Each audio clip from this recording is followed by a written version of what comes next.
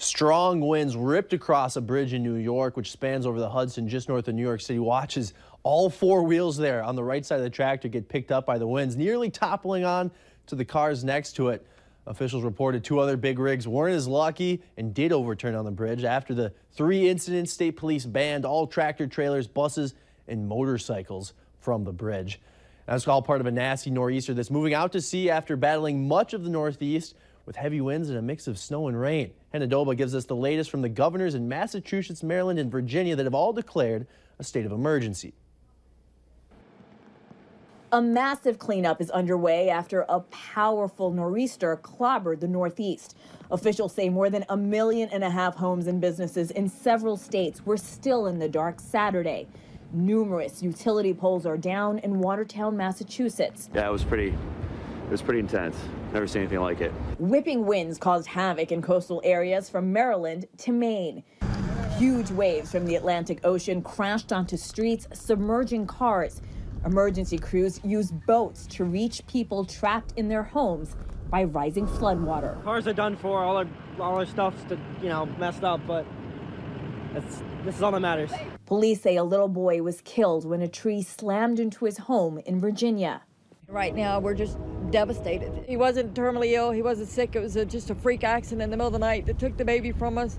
Upstate New York received 16 inches of snow. Flood warnings remain in effect as the powerful storm moves out to sea, but the headache left behind will be felt for days to come. Airports are working to rebook thousands of passengers who are left stranded during the storm. Hanadoba, CBS News, New York. Amtrak says trains are running on a modified schedule, but service is suspended for the Metro in North New York. Powerful storms also slammed the west and heavy rain drenched California coast while the mountains got walloped with snow. There were frantic moments as skiers at a resort near Lake Tahoe scrambled to find a man buried in an avalanche who was lucky to be found alive. The storm also claimed the lives of two other snowboarders. The blizzard dumped up to 3 feet of snow and closed some major highways. It also brought rain in the Southern California where thousands were ordered to evacuate. White House officials say a man shot and killed himself outside the White House today. It caused the White House to go on a security lockdown as Secret Service agents investigated reports of shots fired. The Secret Service says a man shot himself on the north fence line of the White House, and medical personnel rushed to the scene. President Donald Trump was in Florida at the time, but was scheduled to return later today. The agency says that there was no other injuries reported. A manhunt ended this morning as authorities in Michigan captured and arrested a student that was accused of murdering his parents on campus. Police say it was just after midnight when they took James Eric Davis into custody. They say a tip from a train operator who noticed Davis standing near the railroad tracks led to his apprehension. Davis is accused of killing his mom and dad when they were in his dorm room, packing up for taking him for spring break. Authorities say the gun used to kill his parents was registered to his dad. A 13-year-old teen and his parents are in custody after Ramsey County Sheriff's Office say they found a cache of weapons and ammunition. Reg Chapman has the details on what the threat was that was being made. Guns, ammunition, and explosive devices, all taken from the house on DeSoto Street where a 13-year-old boy lives with his parents. Ramsey County Sheriff Jack Serrier says the boy threatened a classmate at the Academy of Sciences and Agriculture in Vadnais Heights. The student that was threatened subsequently told their parent about the threats to them.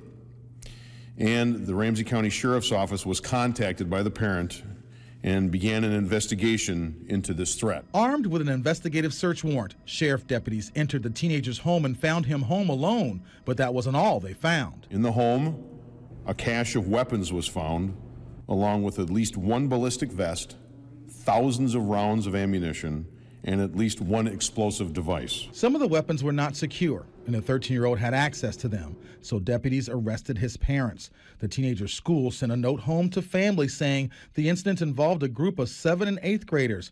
The sheriff says there's no longer a threat to the school or the public. I'm glad they found out about it. Shocked is not the word neighbor Julie Beresford says she would use in describing her reaction. It seems sad, I guess, in the wake of events, especially with a lot of the recent shootings. It's just I mean, I guess I can't say I'm surprised one way or the other, but it's unfortunate to hear about. Sheriff Serrier encourages everyone to take any threats seriously. He also hopes the arrest of the boy's parents sends a strong message to gun owners with children. It is the responsibility under law for all adults who have guns in their homes to keep them secure and away from minors.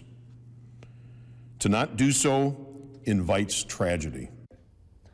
The parents could face charges of negligent storage of firearms, and so far police are not releasing information about the threat the 13-year-old made to his classmates.